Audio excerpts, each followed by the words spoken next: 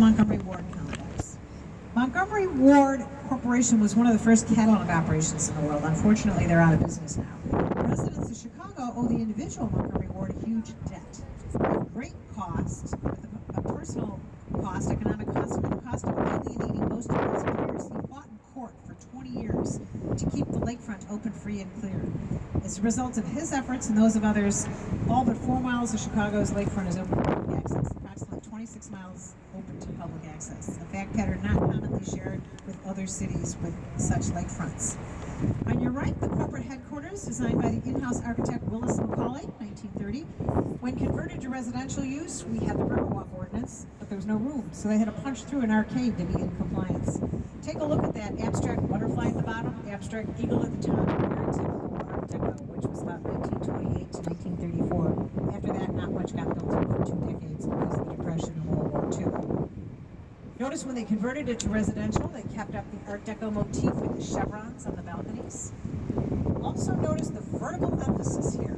They indent the area of the window called the spangle so that your eye shoots right up those columns. Nothing interrupts your vision. Compare and contrast vertical emphasis of the corporate headquarters with the horizontal emphasis of its neighbor, the catalog warehouse. This was designed by Schmidt Gerd Martin in the early 1900s, one of the first reinforced concrete buildings in the world. It's huge. The stock boys were rumored to wear roller skates just to fill the catalog orders. And they bring them down to barges here and then send the barge down to the old post office, which we'll see shortly, or out on railroad tracks on the other side of the building across the U.S. Many people feel that chocolate brown colored bas-relief under the window looks like Louis Sullivan design, and it could well have been influenced by him. He was a contemporary of these architects.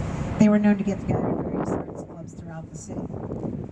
There's a residential edition called Le Domaine on the right.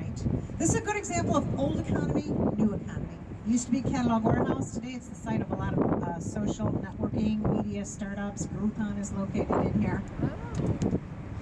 And if we went straight ahead where it says, no, wait, that's a man-made channel. William B. Ogden, one of our early mayors, had a brick factory dredged for clay. So the early maps show this as William B. Ogden Island, but the locals know it more as Goose Island. We had Irish immigrant squatters here in the early 1800s. If we went up the other side of this island on your left, we wouldn't see any Riverwalk. This is the industrial corridor. We like to keep some light industry in the city for the tax base. You may be able to see barges of aggregate from Prairie Services Material Group. They make concrete there. It's kind of like a Baskin-Robbins factory. It can be thick or thin or yellow. Until recently, a lot of it's going down the river to complete the Riverwalk. And on your right is a building with lots of glass, a short brown brick building. You can see Kendall College on top there in letters. That is a great place to go and eat someone's homework. It's our culinary institute. Students work on their creations all day long, and if the chef decides it's above average, they're allowed to put on a suit at night and serve it. You get a 4-course meal for $40, vegetarian entree included, but if you're going to check it out, I recommend you call ahead. They also serve lunch. And now as we turn around, take a look at the blue statue on top of the 1930s ziggurat. That is the Spirit of Progress by George Mulligan. Presumably the spirit of progress through commerce, as Chicago is very much a city about commerce. In Europe, tall buildings tended to be churches and cathedrals. Not here. We have absconded with all the Greek and Roman gods and put them in the service of commerce. We'll see another one on the South Branch. Behind that, the building with the white corners and the blue glass is the Montgomery, 1977, by Minoru Yamasaki. About the same time, he was designing the World Trade Towers. The executives of the Montgomery Ward Corporation informed the architect they were an egalitarian corporation. He interpreted that to mean no corner offices. So he put the stairways and the mechanicals in the corner, covered it all up with white travertine marble, and that was all good and fine until Montgomery Ward went out of business. It's been converted to residential. You may be able to see the balconies on the side, and they changed the glass. But unfortunately now, no one's got a corner view. And on your right, the Chicago Tribune Freedom Plant.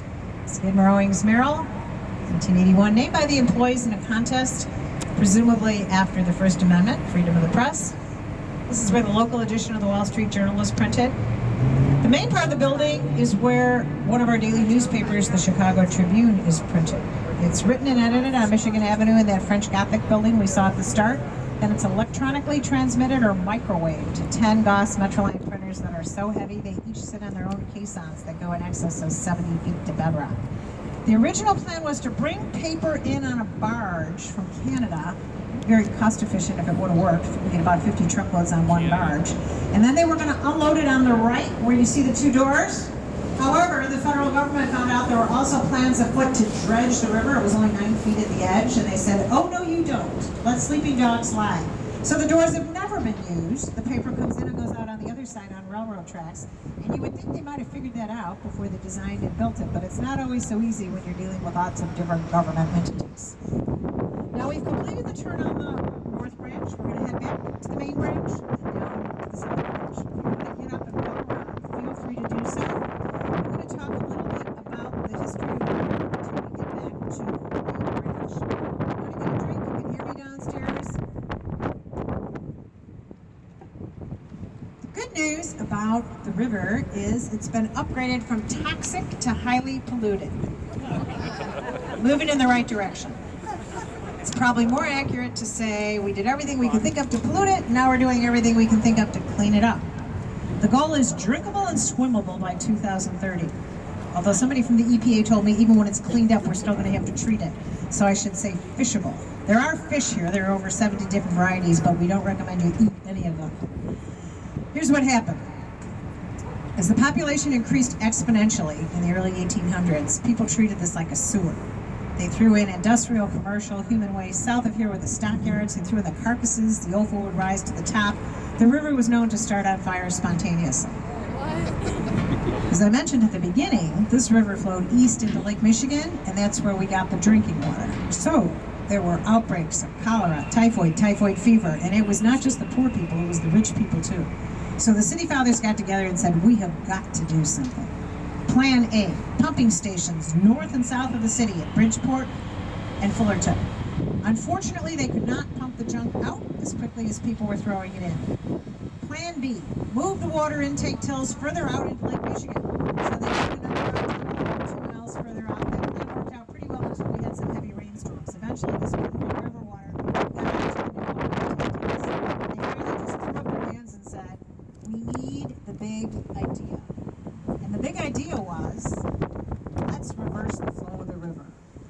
Let's build a channel near the existing South Branch, deeper than the existing South Branch, and gravity will pull this polluted river water down toward the Mississippi, away from our drinking water.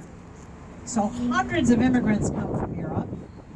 They move more earth during a 10-year period than was moved during the whole Panama Canal project. It's considered one of the 10 engineering wonders in U.S. history. Wow. These guys got a couple of dollars a week, a small measure of whiskey, and many of them died of river-related diseases, heat, exhaustion.